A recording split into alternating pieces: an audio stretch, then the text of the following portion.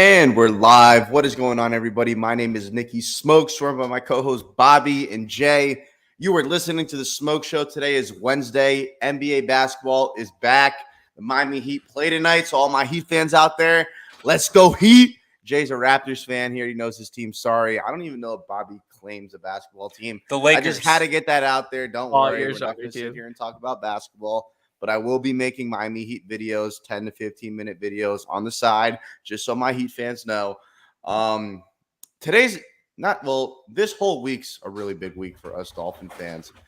Brian Flores, the neighborhood villain, comes back to town.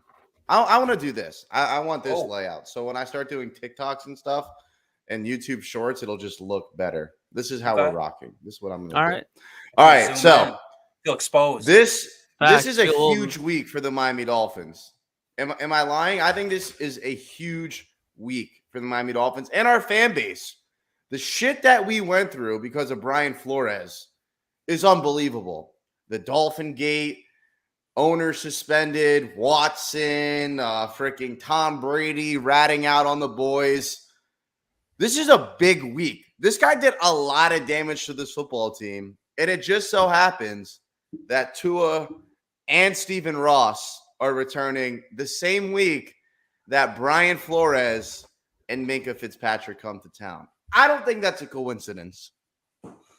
Can it get more storyline, bro? I mean, can it actually get more storyline that the Dolphins are taking on their former coach that tried to legitimately sink the franchise on his way out on Sunday Night Football, and you get Tua coming back? You get Ross back in the building. I mean, it's set up for complete and utter storylines out the ass. It's all you're going to hear on ESPN. You're going to see a million shots on the sideline of Flores. I don't actually know. Is Flores a sideline or a booth guy? I'm not sure, but you'll see him on your TV. I guarantee you that. But fuck the Steelers. Fuck Flores. Fuck all that, bro. The Miami Dolphins are coming to town or coming home. Steelers are coming to town. Tua's back. The Dolphins are rolling, baby. I am fired up for this week. I finally feel the confidence, the energy, the electricity. I feel good about the Miami Dolphins this week, and that's just a great thing in and of itself, man. Because these last 3 games, it's like, oh, well, it's a backup quarterback. This guy's injured. That guy's injured. Not anymore, man. When Uno comes back, it solves a lot of problems. It answers a lot of questions, and I cannot wait for Sunday Night Football, baby. Woo! Tua's going to do what the dog does, and I've said on this podcast how many times Tua's going to throw a deep bomb to Waddle, Tyreek, and he's going to stare daggers at Brian Flores. I hope he's on the sideline. I hope he's not hiding away, cowering in the booth. I hope he's on the sideline because he said on his little podcast, on that podcast, ask Tua's being very friendly in the press conference. You know when it comes to game time, it's put up or shut up, and I think Tua's going to stare daggers. I think Tua is on. I think he's going to go crazy. I think he's rested. He's healthy. He's coming off 2-3 weeks of rest where we kind of thought he might be able to play a little bit earlier, but optics played into that, and now he's fully healthy. The back's off the injury report. Like, he should be good to go. And we have Tyreek Hill and Jalen Waddle. Jalen Waddle should be very motivated after this last week's game to go crazy. And we know how much he misses Tua. Obviously, the 2 games before the last one, he was kind of going quiet because of the backup quarterbacks. So with Tua, Jalen Waddle, Tyreek Hill, I think we're in for a big game. I think Tua's going to go crazy. I think he's going to go for not maybe the Baltimore Ravens game, but he's going for 300 yards, 3 touchdowns, something like that, because I think he wants to make a comeback and make a statement that he's back and he's here to stay, because there's still a lot of conversation going around him, and I want to see what he can do now that he's back again, fully rested. I still feel like the defense has more to play than the offense in terms of the offense runs smoothly when Tua is there. We all know that. Let's see what the defense can do, but I'm excited for Tua versus Flores. There's a lot of storylines in the Bengals game, too, on prime time. There's a lot of storylines here. This time, hopefully, knocking on one that Tua will finish the game this time, and we'll be able to see him stand tall over Brian Flores. Who are you more excited to see back, Stephen Ross or Tua Tagovailoa? Stephen Ross, dude. I love Stephen Ross. He's the biggest Michigan donor in the world. I'm a big Michigan guy. His presence in the building will just be otherworldly, because you know that when the Dolphins take the field, all they're thinking about is, I can't wait to please Stephen Ross in this one. We got the big guy. We got the owner in the building. So obviously, I mean, what are we even talking about here? Stephen Ross is a much bigger presence than Tua on this Dolphins team. So I think that's kind of a dumb question, Nick. I can't believe you asked it. I thought it was a dumb question, too. I just wanted to make sure that we're on the same page. I just believe, having Stephen Ross back on the team will eliminate the turnover issues that we've been having instead of 7-0 in the turnover battle the last 3 games. I think Ross being back in the building will actually be a huge asset to this football team. And they'll be like, hey, like that's the guy signing my paycheck. Maybe I shouldn't turn the ball over in front of him. So I think we'll end up winning the turnover battle because Ross is out there. I also think he'll eliminate all the penalties we've had the last 3 games, 27 penalties over the last 3 games. Ross is going to be up there. He's going to be like, oh, that's a penalty. I'm not signing your check. Next thing you know, the Dolphins aren't turning the ball over. They don't have 27 penalties in 9 games. They're not going to be rotating quarterbacks after the first quarter because Stephen Ross is back in the building. So I think having him back is just so essential for this franchise. If he is to come back, my answer is Teron Armstead. He was off that list out of those 2 options. Teron Armstead. That's my answer to that question of who I want to see come back. Smoke, that wasn't my question. Yeah, that wasn't. I know, but my question was Tua or Stephen Ross. Well, who are you more excited to see? Give me Tua. I look at the vibes, man. Look at the vibes for us on the show. Look at the vibes. I'm sure they're hype down in Miami. You see on the practice field, they're hype. Tua changes vibes, man. He's not just a game changer. He's a vibe changer. And that's what he does. Because look at us. I feel there's just like we're glowing as Dolphins fans. Sunday Night Football, your quarterback 1 comes back, and we're all expecting big things. So I'm really excited. And just so we're clear, the injury report just came out. Tua Tagovailoa is not on it at all for a shoulder, ankle, concussion. Just not on it at all, which is fantastic to see because it's been a long time since we've seen that. Smoke, I got to ask before we get into more stuff. Wait. Before you ask, we have to put a disclaimer out because we have weasel rats like VBS who will clip us and then try to bring us down because they hate us because they ain't us. Me and Bobby are obviously a lot more excited to see Tua over Stephen Ross. If you have a rat brain and you can't comprehend sarcasm, we're being very sarcastic. Yeah, very. I had to put the disclaimer out there before I'm glad you did. I just realized before I get attacked by all the freaking. Yeah, that's my question. My question was going to be, since when are you Nick Longley? Yeah, you got the Gubby. The Gubby. I don't even know Nick Longley. Bro, got the Gubby. Chill. We can't have that. I don't need people to know who I am. It's over now, bro. It's over now. I went to address you, and I just looked down at your name, and I called you Nick, and I was like, I don't think I've ever called him Nick. The Gubby's out there. The Gubby's out there now. Well, here's the thing. It's like I don't need people knowing my name because when I submit job applications and they look up Nicky Smokes now, it's like I'm fucked. Like if anyone comes onto my page, I am not getting a job. Period. What's your social security Here's the number? thing, though. That's not even my Govy name. So I'm straight. Oh, okay. Not the official Govy name. Well, Smoke, Bobby, you can't say it. You can't say it, Bobby. I won't. Here's the thing, though. You have the easiest spin zone ever. If a job ever saw your thing and was like, what the fuck is this? You look them dead in the eyes and say, do you see the passion that I bring? When I truly love and care about something, I'm more passionate than anyone you've ever known, and I'd like to do that for your company. So if you'd like for me to be passionate about your company as passionate I am about the Dolphins, you hire me now. And I think that's the easiest spin zone of all time, Smoke. So don't even stress that shit. I'm gonna sleep better. The only thing that had me worried is more so I had to change my pinned tweet because originally it was "fuck you, Roger Goodell," basically die in a fire.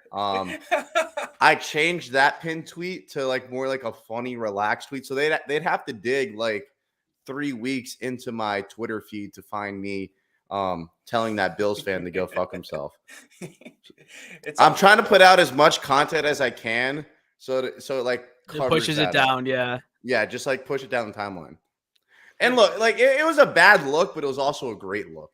At the same time, it was a good bad look. Dave Portnoy's still tweeting about me 3 weeks later because of that video. I'm rent free. I am literally rent free. You could walk up to Dave Portnoy and he would. And he said, "You're the Dolphin kid." He would know who you are. 100 million%. Which is crazy. Which means there should be no regrets about that tweet. All publicity is good publicity, and what the Smoke Show is doing is going to the top, baby. So we love that shit. I'm just right here. Even when we're fucked up, man. Just climbing. And all the people in the chat, hit that like, baby. Hit that sub. We do this 3 times a week, all the content in the world, and Smoke is just climbing. Look at him. He's doing pull-ups for the people. Like, subscribe, leave us a comment. All the good shit you guys are always doing. Shout out to the chat. Oh, All right, I want to do a fun activity. If you are Stephen Ross, actually no, screw that old geezer. You're Tua off camera, so you don't have to act like the nicest guy in the world. Because low-key Tua has like a sarcastic side to him, / mean side. Salty Tua. You're salty. Thank you. You're salty Tua. Imagine you're salty Tua. You see Brian Flores walking through the tunnel. What do you say to him? I think you got to tell him to fuck off. I think it's a look at him. No. You said, look at me. I'm Brian Flores. You're Tua. Tell me exactly what you're saying. Probably look at you and say, I'd probably look him up and down first. I'd go all the way down to the feet, look him up and down and say, linebackers coach, defensive assistant, you better have them boys ready because we're coming for heads today, you cowardly sucker. And then just walk away slowly. All right, Jay. This is what I would hit me with say. your best one.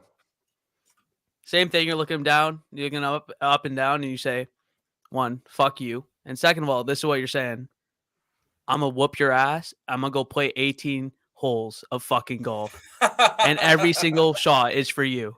That's what he's going to say. I need to see the golf celebration from Tua. This is the time. Throw a deep ball and just do the golf celebration. That would actually be how fire, crazy? bro. Like, that would be so crazy. Staring at Flores and you're doing the golf swing after a deep bomb? Come on, bro. You can't tell me I'm wrong. He's got to pull that out. And I just want him to stare daggers. No words need to be spoken between these two. One look that's caught on camera and it's over. Because we all know, ask Tua, Tua's playing friendly. Tua's our quarterback. Tua's my quarterback in the most monotone voice. When we all know you're trying to get rid of him, you didn't want him in the first place. So stop acting like you guys are buddy-buddy. Why is that happening? And again, Tua will never badmouth anyone, at least in public. We all know that. He's like the salt of the earth is what we know. Behind closed doors, you know he fucking hates this guy. He despises him. He almost ended his quarterback career. He was trying to put him in the ground. So with that being said, I think Tua wants to leave it on the field, and he wants to use the play on the field to shut him up because imagine that, man. I'm just imagining post-game, they run onto the field to give handshakes, and Tua is staring daggers at Flores. He's looking for him. He wants to sun him. He wants to pat him on the head. Say, good job. Good luck on your rebuilding-ass team. Good luck, buddy. Am I looking dead in the camera? Or does it not look like I'm looking? No, that's perfect. Does it look like I'm looking at Brian Flores? Yes. I would say, what's up, you punk rat ass bitch? How does it feel to go from head coach to linebacker assistant? You water boy bum. You left me for Mitch Trubisky and Kenny Pickdick. You are a loser. You can't win without me. I am him and you are a them. Do not look at me the same. I golf and play better football than your whole team. You are a peon to me. I am Tua Tagovailoa, and you are my bitch. And then I would walk away. I think and he throw some hell joke in there because he's Christian and stuff. So I know, Tua needs to. Amen. Thank you for the donation, by the way. Thank you for the donation. That's exact. If Tua is not piping a 355 drive down Hard Rock Stadium after he fucking nukes one to Tyreek Hill, I will be so pissed off. You guys have seen the Pat McAfee golf celebration. That's what he needs to bring out. It's so slick. It's so clean. Throw a deep bomb and just whoop. Like, that's all you need to do. Whoop. Imagine the scenes because that's not the noise you make when you hit a golf ball. It's more like, I was going to say, Jay plays no golf. I play golf, but I wasn't making a noise about like a golf. I was just anyways. I'm just saying because that's something that you can do. And then we all know Tua likes to be very selective sometimes in the press conferences. He can say like, "Oh, I'm just doing a celebration." Like he can play that off, so he can definitely do that in a game. Like, there's no way like he'll be like crucified or something like that for doing something like that. Like he can definitely do that and get away with it. So that's why I think it's like the perfect celebration to do, especially for this game. Hey, shout out Ethan! Like, thank you for just like you want to be a show producer? Email me. What a great topic to bring up. The transition. Just join the stream. You guys heard that Pickett was practicing today on Wednesday when he's not allowed until Thursday because of concussion protocols. I wonder if the NFL does something. The NFL is a scam. They despise the Miami Dolphins because they have the greatest throwbacks in the world. They have the finest cheerleaders in the league, and they finally have a winning team, and all they want to do is just put us down. But instead, if you live in Pittsburgh, the Steel City, where Actually, I went to Pittsburgh. It was surprisingly beautiful. So I'm not going to shit on a city when I don't actually feel that way. Let's just say this is the most political league of all time. The Steelers have 3 players listed as a concussion, like players that have a concussion. All 3 of them were full participants. 3 of them. You know what Tua had to do? Fly over here to a specialist. Fly over here to a specialist. Fly over there. Oh, you should retire. Oh, you're not built for the league. Oh, you shouldn't do that. Shut up. Shut up. Kenny Pickett had a concussion. He's playing on Sunday. What is this protocol? It's not a protocol to me. It's a rule for thee, but not me. Facts. And the worst part is like, you get the Tua example on one hand, which like you could say, okay, well, Tua got 2 in a row. Tua's was really bad. But what about Teddy Bridgewater? What about Teddy Bridgewater, who never failed a concussion test? All he did was the doctor thought he looked a little stumbly getting up when that didn't even happen. The guy walked off the field, gave a thumbs up, passed every concussion test known to man, and then somehow still couldn't practice until Thursday. But meanwhile, you got Kenny Pickett already full participant. If this was to happen to Patrick Mahomes or Josh Allen, 0% chance that they're missing a practice, a game, or anything. It's a political move, and it's a slippery slope. Because now all of a sudden you get to pick and choose when guys actually have concussions, when they don't actually have concussions, when they can practice, when they can't practice. I'm waiting for someone to explain it to me, because I genuinely can't figure out how you leave a game with concussion protocol, get ruled out of the game, but then there's different rules for when you're allowed to practice based on what? Roger Goodell, you clown-nosed motherfucker. You bitch, Roger Goodell. That's what you are. You just want to bring us down, and I get it, bro. We can't have nice things. We're cursed. But other teams just get a pass, man. It really rubs me the wrong way, and it drives me crazy. And I can't wait for it to play out, because it's going to keep going this way, where other teams are like, oh, well, the quarterback didn't really have a concussion. He can practice. But when it's Dolphins, it's not the same. So getting held to a different set of rules will never make sense to me. But in a weird way, it does make sense, because that's the NFL under Roger Goodell. They bend the rules when they want to, when it's better for them, when it's in more advantageous spots. But when it's teams like the Dolphins, it's, fuck you. Teddy doesn't have to practice. Play the fucking seventh rounder. You'll be fine. Yeah, like I couldn't put it any better myself. Like that, I couldn't put it any better myself to what Bobby said. What I will say is, just on that topic of like us being treated differently, people are still thinking Tua should retire and not play. I go into the replies of Twitter when Bleacher Report and all these accounts are putting out the quotes that Tua said today, which, by the way, would never be put on a post like that if it wasn't Tua Tagovailoa and it wasn't the Miami Dolphins. You have Isaiah McKenzie saying all this crap. It's not put on a post with like a dark fade, like an opaque picture to make it seem all gloomy and shit. Like, what the fuck? They're like, oh, he was unconscious. Yeah, we know he was unconscious. And everyone's like, oh my God, the Dolphins are letting this guy play? Oh my God, he's playing this year? What? Like, what are you talking about? Why are we treating this guy like he's a mystical creature? He's a quarterback. He had a concussion. He's cleared now. Let him play. What the fuck is going on? People are literally like, you guys are letting him play because they saw something happen. Joe Flacco got destroyed. I'm not high, first of all.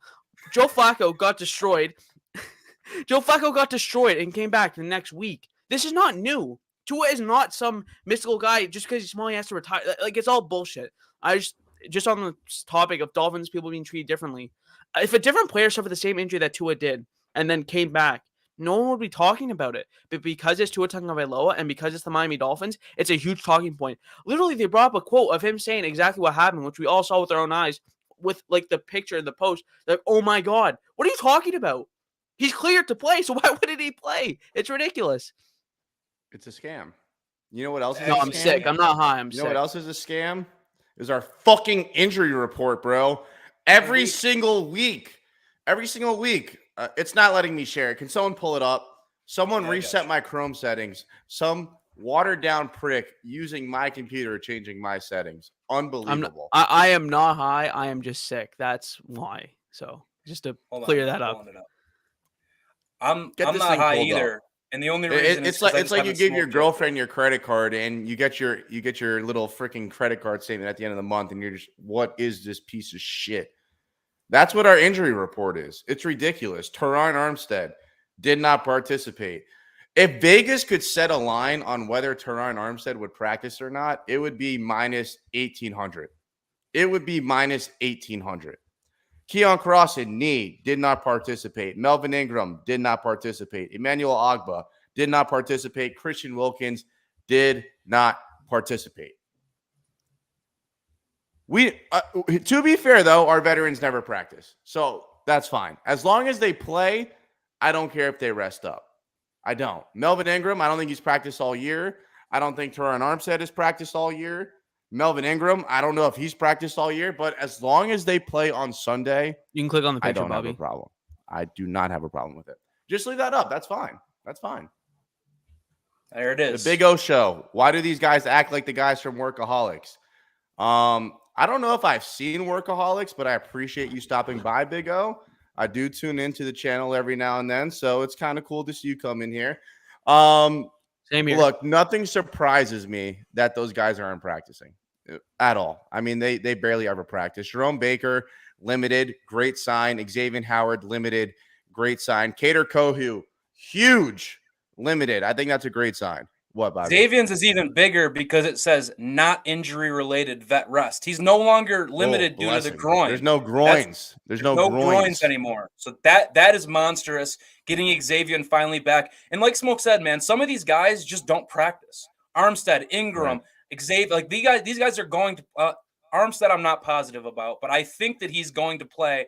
All these other guys, they just don't ever practice. They get the vet rest. Coach likes the load management, which I'm cool with as long as we're giving the effort on the field. You know what I'm saying? As long as the guys are missing practice but then playing the game full out, that's fine with me. But some of these are huge. Like you said, the Cater Kohu, monstrous, because we need that cornerback depth with Nick Needham being out for the year. And it doesn't say him on here. Nick Needham is officially on IR, out for the year, along with Trey Flowers. Which was surprising. Trey Flowers, man, that was a surprising injury. And he's been, I know, Jay, I know you had a tweet about it. I feel the exact same way. He's been a quiet blessing on this team. Very productive. You don't ever hear about him. He's been making noise on the D-line, run stopping. He's even getting pressures, man. I think he had half a sack last game, potentially, or maybe he didn't get credit with Jalen for Phillips, it. yep. Yeah, but he's been great this year. And to lose him, that sucks. And that now becomes my worry a little bit, is that D-line needing to stay healthy. I see a lot of guys up there, especially Wilkins, but my guess is they'll play. It's the Wednesday injury report. By Friday, these guys will be off and good to go. Raheem Mostert, knee, limited. Zach Sealer, limited. Durham Smythe, limited. Skylar Thompson, limited, surprisingly. I'm honestly surprised by that. It's good to know that our backup quarterback had a nice limited practice today. Jalen Waddle, limited. He has to play. Hopefully the shoulder's okay. He came back into the game after being injured. Like, he came back on one of those final drives. Hopefully nothing's like acting up now, because he might have been needs just like to play. A bad stinger or something. Hopefully. Yeah, right. I don't know. Tanner Connor, knee, full practice. Greg Little, full practice. Austin Jackson not listed here, by the way. I was just gonna say, what's up with that?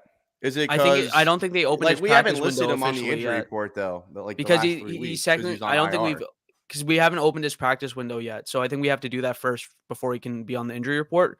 But it's interesting that he's not already here. No, we opened the practice window, but we didn't activate him. So right now he's technically still on the IR or the PUP or whatever it is. So he wouldn't be on the injury report. No, exactly. Because he was close to playing last week, according to Mike McDaniel. So yeah, and it sounds like they're gonna. It sounds like is pretty close to playing this week again. Should be good to go. I'll be curious to see how they set up that offensive line. I know we all desperately wish that we could somehow get Leon Eichenberg off of it. I don't know if that's going to be able to be the case. I think he still might be the starting left guard. But it's positive news to get some guys back on this line, because we could use any help we could possibly get, especially against the Steelers, man. I know they're missing TJ Watt. He's one of the top 3 best players on defense in the NFL. But even without him, we know what the Steelers team is. They always bring the noise up front. Cam Hayward is an absolute specimen. They have some fucking players on that D-line. So our O-line getting healthy is massive for this game. And really hope Armstead could play. Really hope you all of a sudden sneak who's the guy we were just talking about? Names are fucking me up. Austin Jackson. Hopefully he's back and we'll be good to go up front. If he plays this week and Teron Armstead plays this week, it's going to get scary. I'm just going to leave it at that. Get this injury report out of here, though, please, Bobby. Yes, sir. All right, gentlemen. Let's get. I like being nice and zoomed in. I like to see all of our features. Okay. Okay. Who does it mean more to this Sunday, Tua or Flores? Ooh.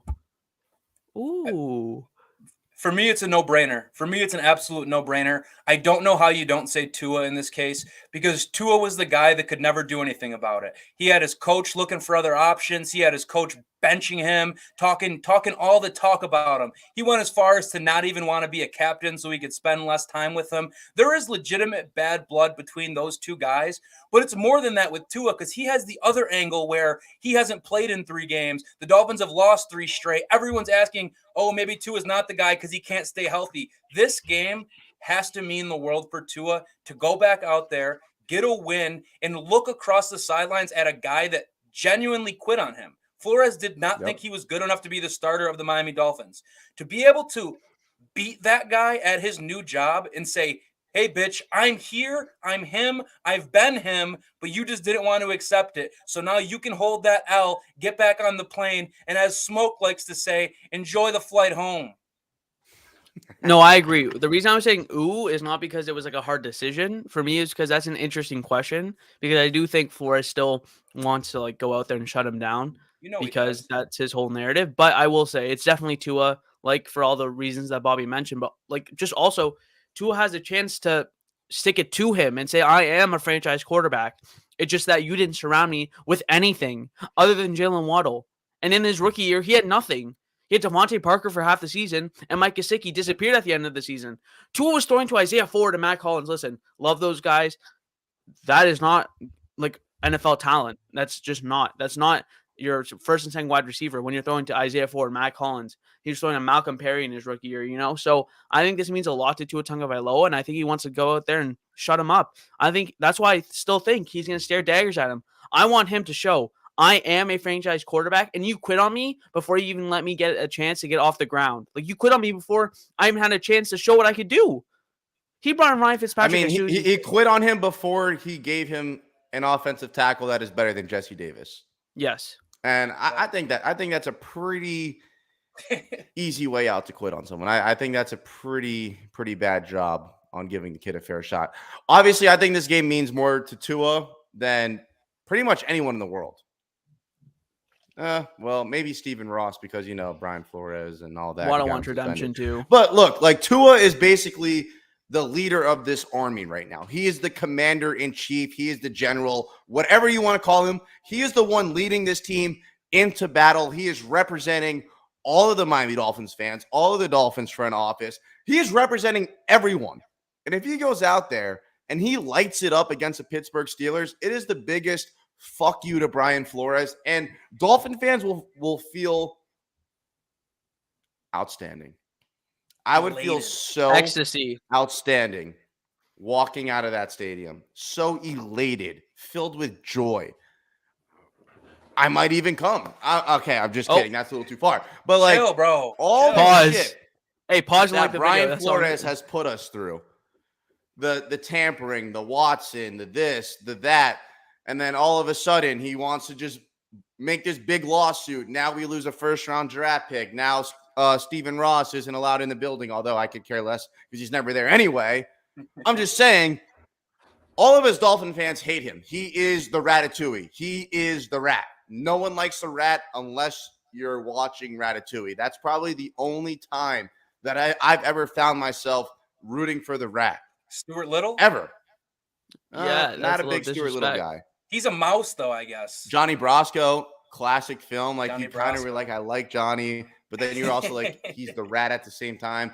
Great film. That's why I don't. Anyway, no one likes the rat. Brian Flores is the rat. No one likes Bad Marsh. Tua is the rat trap. Like, get a little nibble, snap his neck. That's what he has to do this week. He has to snap their neck. And honestly, the Dolphins just need this win. Like, we need this win so bad. From 3-0 to 3-3 has been abysmal. Now, I think when the schedule came out, me and Bobby, I think we had us at 3-3 or maybe 4-2. Jay, I really don't remember what yours was. But we just got the games mixed up. But going from 3-0, being on top of the world, to now 3-3, it's heartbreaking, and you almost feel like you haven't won a game. It's not like I've been able to come back up here and be like, yo, we beat the Bills. Like, we're still a juggernaut in this league. I almost feel like we haven't even beat the Bills. Like it doesn't Yeah. even feel like we beat Buffalo this year. It doesn't feel like we beat the Ravens, and it doesn't feel like we beat the Pats, because when you lose to the Bengals, to the Jets, and to the Vikings, the way that you lost those games, it's heartbreaking. And we haven't had any momentum. Everyone is clowning us. No one is talking about us. No one is respecting us. We need this win so bad. Because if we lose this game, I genuinely believe it's time to panic. If the Dolphins lose this game, we have a serious problem on our hand, because there's no excuse. You have your starting quarterback. You might have Teron Armstead. You might have AJ. And that's probably the healthiest we've been since week 1. X is 100% playing. I believe Waddle's going to play. I believe Hill's going to play. So this is potentially the healthiest that we've been since week 1. And if we lose to either Mitch Trubisky or Kenny Pickett, we have a massive problem on our hand. I totally agree, man. And it feels literally like years ago that the Dolphins started off the season 3-0. We were coming on Victory Monday, having the greatest times ever. It was amazing. The times were good. But you know what's weird about this Dolphins team is not just this year. We're just a streaky team, man. We go through these lulls where we'll lose a bunch in a row, and then out of nowhere we snap, pick it back up, and you go win a bunch in a row. It's really a weird thing. Like the Dolphins are never a win one, lose one, win one. It's always streaks. They come in bunches.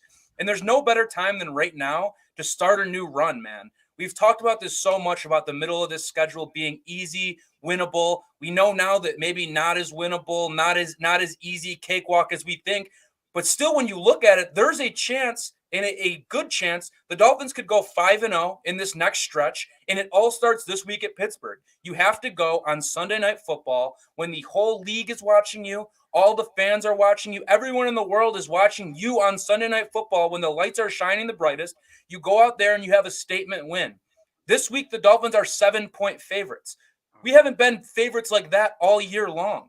I'm ready for the Dolphins to go out there and win a game convincingly from start to finish, all 3 phases of a football game. If we can put that together and show what we're really capable of, because we still haven't done that yet. We beat the Bills. We came back on the Ravens, but we haven't put together the 3 phases of football in one game.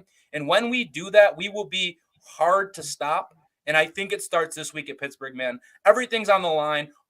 Everything's in the right spot, man. Sunday night, you get your quarterback back. You got some bad blood on the other side. It all feels so perfect, and everything's coming together for a major Dolphins win, so we can get that bad taste out of our mouth and start looking forward and moving forward. Because I'm sick of talking about these losses that were heartbreaking with these backup quarterbacks. I'm ready to turn a new leaf, and that this week is that new leaf to turn. I talked about how after the Bills game, specifically, like that turned into a new era of Miami Dolphins football, the Mike McDaniel era. This feels very similar to that in terms of we win this game, we go on a little bit of a run here. We can bring that energy, because the energy, the vibes had definitely they've lessened, they've lowered. You win this game, which will be the start of the momentum snowballing, is huge. It's huge. Because, again, we've talked about it enough, and we'll continue to talk about it. The whole league's watching you. The whole league's watching Tua, who everyone has an opinion on, whether you love him, you hate him. You go out, you win this game, you win it in convincing fashion for the first time this year against a team that you should beat in a convincing fashion. Excuse me. In a game that you should beat. Man, the nasally stuff getting to me. The sick. Got you. You win this game in a convincing fashion, as you should, and you're right back to where you were. Yeah, you dipped a little bit, but that happens. Adversity, et cetera, et cetera, et cetera. You know how the NFL works. You go on a run, you win 5 games in a row, you're back to where you want to be with some room, because the end of the year is it's not a cakewalk at all. You face a bunch of difficult teams, and you have to make your layups. These games are layups, and you have to make your layups. That's what you have to do. And that starts, like, again, the commencement, the inaugural, everything starts with this game. It's going to be a huge game with the commemorating the 50 years after 1972. I'm sure it's going to be a big party. There's like a lot of stuff going on. And if you can go out, win that game convincingly, again, as you should, this should be a convincing win. For the first time all year, we've had difficult matchups, and then we had losses. Yeah, we weren't going to blow out the Bills. We weren't going to blow out the Ravens. We kind of blew out the Patriots. This is a game where you can put everything and say, listen, when we're healthy, we are the team that we were when we beat Buffalo. We are a team to be scared of. We are a team to be afraid of. We are a team that can contend, can truly contend. And again, that starts this week. And then you can use that snowball effect and keep going. So to me, this is a huge start. I know on Fire Up Friday, we're going to preview the game, matchup, stuff like that. There's a lot of things to get into, a lot of storylines to get into. But this is just a huge momentum builder and a huge game where everything is coinciding. Like I said, Tua coming back, the team getting healthy, Sunday Night Football. It's not just like a random 1 o'clock game where everyone's getting healthy. Like everything is just coinciding for this one game. And like Smoke said, with everything coming into this one game, if you lose, it can go the other way too. Absolutely. Then you're not the team that beat the Bills and started 3-0 Tua. Then you're the team that lost 4 in a row with one game having Tua. That's the team. You're no longer the 3-0 team that has dealt with injuries. Now you're the 3-4 team that can't overcome adversity. That's what you are. That is what happens. So this game is huge, and I think it's important. Let's talk about shout out Patrick Mullen. Thank you for the $10 donation. Hey, Patrick Mullen's a goat in the chat. Patrick Mullen's a goat in the chat. Get on board in the Mike McDaniel era. Get on board. If we lose, Nikki will kidnap Graham, put him in jail in his shed, and Jay, stop talking about errors for rookie head coaches. I will kidnap Chris Greer if we lose this game. Actually, I don't know if I could say that on air. Yeah. Joking, hypothetically. I'm joking. That's higher. I will peacefully protest outside of his office. Fair. That's what I'll do. Because you could get away with a lot of stuff if you label it a peaceful protest. Like if we go there and just start throwing like those mocktail cocktails, whatever the hell you call them, like the little things, the that, Molotov like, cocktails, yeah, Molotov. Like if we just throw a couple of those out there and like hold our signs up that are like Dolphin fans deserve better, this is unfair, and like we just label it a peaceful protest, we could probably get away with it. You can get away with a lot, dude. You can get away with a lot. But do you know what is an underrated angle of Tua coming back? And this is not exactly an original thought. I know Ghost had a tweet on it, but these last couple of weeks, we've been talking about penalties, and how we've been getting absolutely destroyed in the penalty battle. I think it was 10 last week. I think it was 11 the week before that. I mean, I've never really thought about it to this depth until I saw this tweet, but just think about how much of a difference a different quarterback being back there has. Because it's a timing thing. It's a cadence thing with the snap. And then when he drops back to take his snap and his throw, Tua's a guy that's 1, 2, 3, ball out. He knows where he's going. He picks his guy and he throws it. Teddy and Skyler, they're not quite that. They take more time. They have but how can you say that though? Like Tua's biggest knock or why he gets injured is because he holds on to the football. I understand that. That's 100% a fact. But more often than not, he is able to get the ball out quick, go through his reads. It's when he doesn't have his reads there, he takes an extra second to try and make the hero play because Tua doesn't like to quit on plays. Where these guys will drop back and they just won't quite see it. Tua, when he doesn't quite see it, he's scared to throw it away. He doesn't quit. But this was just kind of getting me to my point where this guy, Brendan Amsheiner, or something like that. If you're in this chat and I butchered your name, I'm sorry. But he said he went through and crunched the numbers. The offense with Tua at quarterback averages 3.14 penalties a game. With Skyler or Teddy, it's been 7.2, which is a crazy jump. So I think that's a low-key underrated angle of Tua coming back. It should start to clean up some of those penalties. The timing should be better. You shouldn't see false starts. You should see less holds because Tua's going to get it out. It's not going to be a long, extended play. So I just saw that on Twitter. I thought it was an interesting angle, something to think about, a little food for thought for the boys. Well, for me, it's regardless of Tua's playing. I don't care what quarterback's playing. The penalties have to go down no matter what. And you're right, Tua might help with that. But no matter what the case is, the penalties have to go down. Double-digit penalties, because I believe you are correct with the 10 last week and 11 the week before. That is terrible. Really and bad. Like we've said so many times, we hate Brian Flores. I think we all do here. The one thing that he had us do was be disciplined. We're the lowest penalized team in the league with him at head coach. So it would be huge to lessen the penalties, which have cost us games, which have literally cost us games. 27 penalties, 240 yards the last 3 games. And 10 penalties for 97 yards, 5 of them on one drive, where we punted when we were in the red zone. Like, that is crazy. So it's huge, and it's a great point from you, Bobby, that the penalties have to go down this game. And turnovers. We got to get a freaking turnover, bro. We haven't had a turnover in 3 games. Defense hasn't forced one in 5 weeks. We don't win games. Oh, my God. No. We got one against the Bills. We got one against the Ravens, and we got one against the Patriots. Did we get one against? Oh yeah, we did. No, Yeah, no, sorry. We 4 strip weeks. 4 sacked, weeks. fumbled Josh Allen. Sorry, not and 5. scored. 4. Javon Holland. No, okay. We haven't had a That makes turnover in the last 3 games. We haven't won in the last 3 games. This defense is our backbone. Tua's great. I have no problem with Tua. Tyreek Hill's phenomenal. Jalen Waddle, phenomenal. But even when those guys are going for 12 catches, 175 yards, if our defense is not getting one turnover, we are losing. Or even if they don't get a turnover, we can't turn the ball over. Because anytime we lose the turnover battle, we lose every single time. And I'm sorry. And I feel like that's the case for most teams. And even with all the talent that we have on the offensive side of the ball, that is something we have not been able to overcome. And we've lost the penalty battle and the turnover battle in all 3 games. Well, we tied the penalty battle with the Bengals on Thursday night. But still, it hasn't looked good. It's been very, very sloppy. And this is a get-right game. And if they don't have it figured out here, we genuinely have a problem. Like, there's no excuse. You have your starter quarterback. You're going to have Teron Armstead. Everything that I've heard is positive. I think you'll get AJ back, whether you do or don't. As long as Teron's out there, you have him, Connor, and Rob. That's 3 out of 5. Liam Eichenberg needs to go. He is Jesse Davis tier. Like, they are on the same level now. I don't care if you have to put Dieter there. I don't care what you have to swap up or shuffle up. I know Connor's been amazing. I'm not saying you have to do this, but having Liam on the field is a liability. Like, he is a huge liability. Even if you'd have to move Connor to guard and Dieter to center, if that gives you the best 5, by all means, do whatever it takes. I'm not saying that's what you should do because Connor has been so outstanding at center, but you have to do something about Liam because there's just no excuse for him to be on the football field.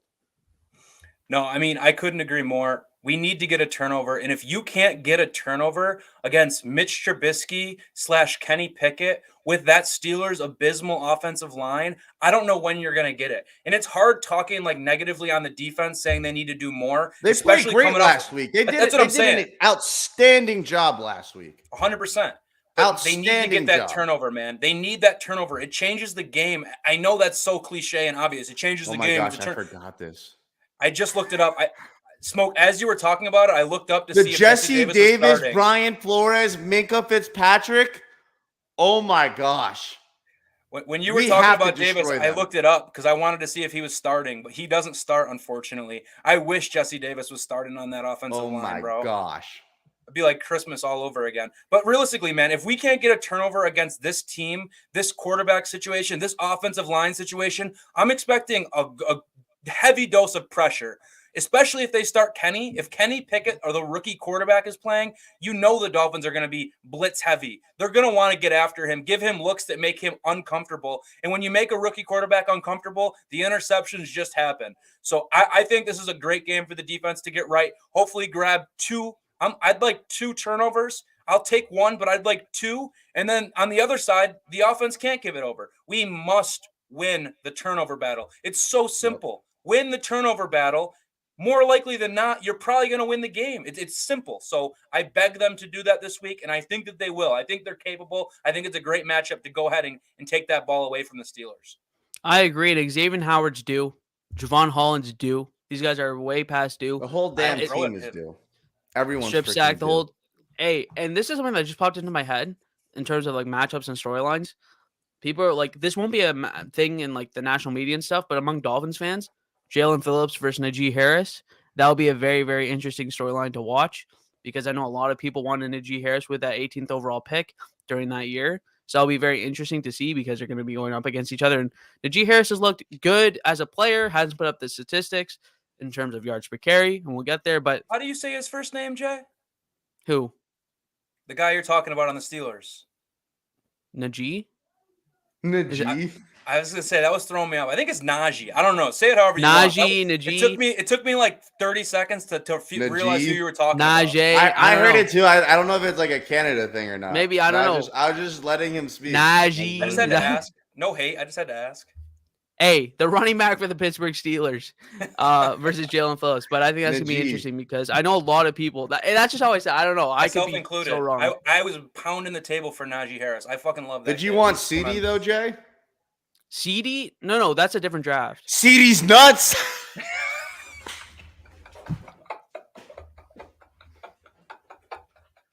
Oh, he walked into it. I haven't heard that one before. Dang. Walked myself into that one. Oh, he set the trap. He set the trap. All right, That was good. I'm sorry. That was good. No, that was good. You got me. That was Why good does he think I'm storyline, high, though. Patrick? And we're in the Mike McDaniel era, by the way. That's for him.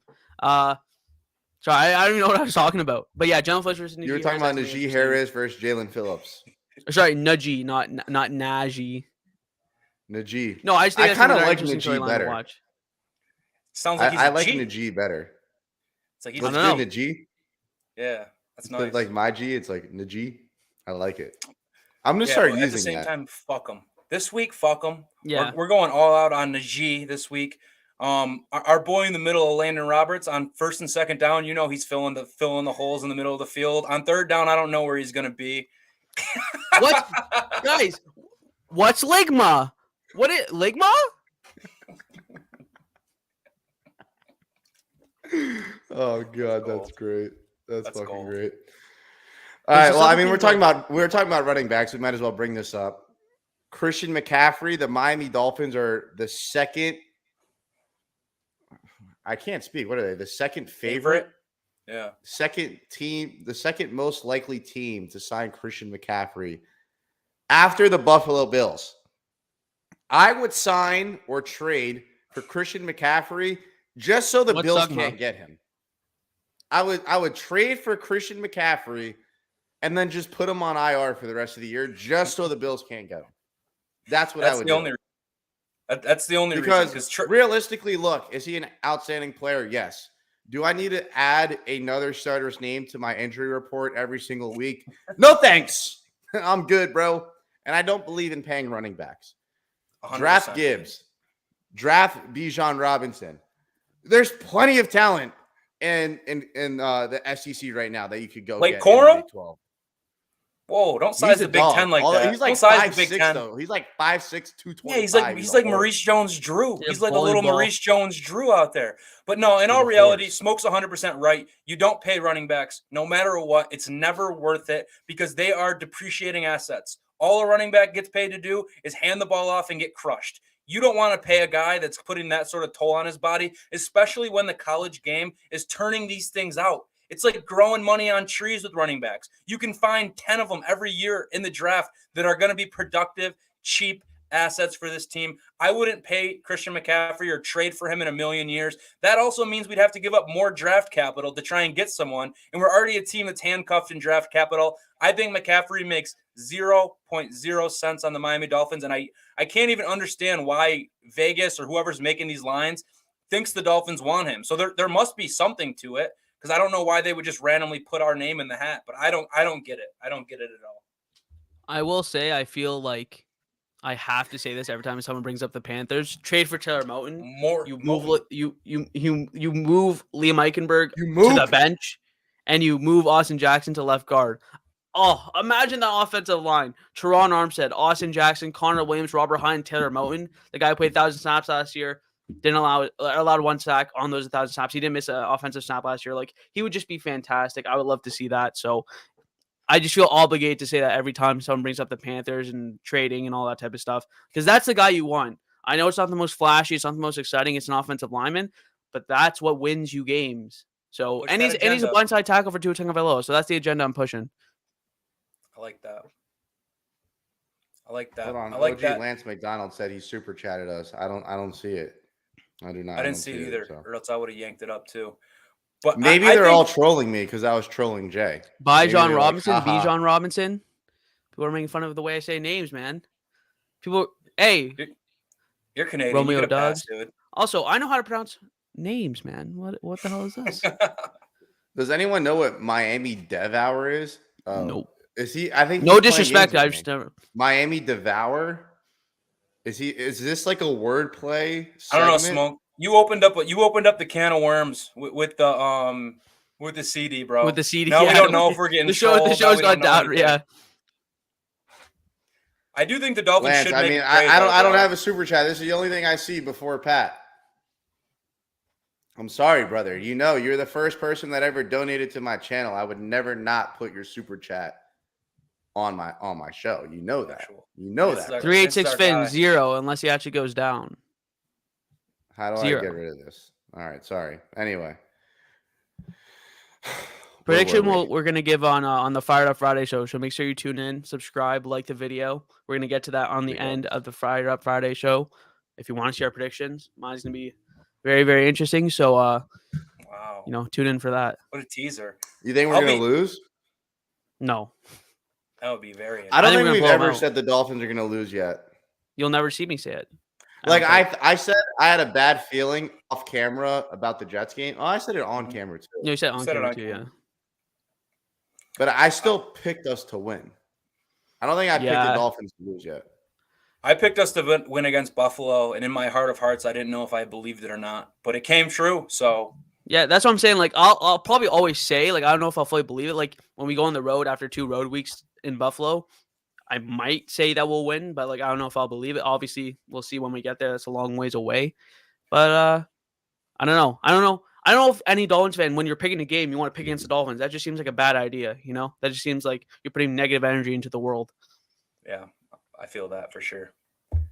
That's why I feel obligated to bet on them every single week. You know what's funny is that I'm always like I don't bet on the Dolphins, and then I always end up betting on the Dolphins. Every week, and I get. I think I bet the Dolphins ticket. every single week. I bet them week 1, week 2, slam them week 3, bet them week 4, Bengals game we did. bet them week 5, and I bet them week 6. They were my favorite pick last week, and they should have won. I agree. I totally agree. Oh, but It definitely was a devour these nuts joke. That's what it was. Thank you. See, I fell in the trap, but none of you guys knew it.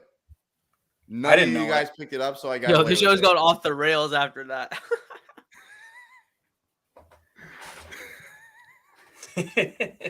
Devour these nuts. All right, who has the biggest game this weekend, and then we'll close up. The biggest game this weekend will be Brandon Jones because he's going to have a sack and an interception. Okay, I'm going to give you the popularity answer. A random one, eh? Tua Tagovailoa and Jalen Waddle, I think they're both going crazy. Jalen Waddle wants to come back. Tua is coming back. Jalen Waddle wants to bounce back from last game. And if I had to give like a underrated, like Brandon Jones-esque selection, let me see. Give me, you know what? This isn't even like a person who's not properly rated. I think nationally he's just not known as much. Robert Hunt. This guy's been killing it all year. I know last week he had a couple penalties, which was a little bit rough. But other than that, this guy's been playing fantastic at right guard, and no one is talking about it at all. Like, he's been fantastic. He's been better than Connor Williams, which I don't think a lot of people expected. He's the second best offensive lineman on this team, like, easily after Teron Armstead, and I think he's playing like a top 10 right guard, and maybe just a top 10 guard in general right now, just the way he's playing. So shout out to him, and let me give him some flowers. Like that. Javon Holland will be the player of the game. Javon Holland at it primetime. Javon Holland is a freaking menace. He's better than Minka. He's better than Ravens Minka. Game he had last year was unbelievable, and he is the one that has made every Dolphins fan forget about trading Minka Fitzpatrick. Javon Holland will be your player of the game come Sunday. With that, make sure you guys all come back on Friday from 5 to 6 p.m. Bobby's going to be in South Florida. It's going to be the first time I've ever actually met Bobby in person. It's like meeting your long-lost brother that you found on, like, Ancestry.com. You're like, oh, shit, like, we had the same DNA. That happened. So live in-show person Friday from 5 to 6 p.m. Make sure you're here. Thank you guys so much for watching. You have no idea how much it means to me, Bobby, and Jay that you guys come here and listen to us just blabber for an hour. Thank you guys. If you're new to the channel, please like and subscribe. And as always, oh, they can't see it. No. Fins up! Fins up. Fins up, baby. Always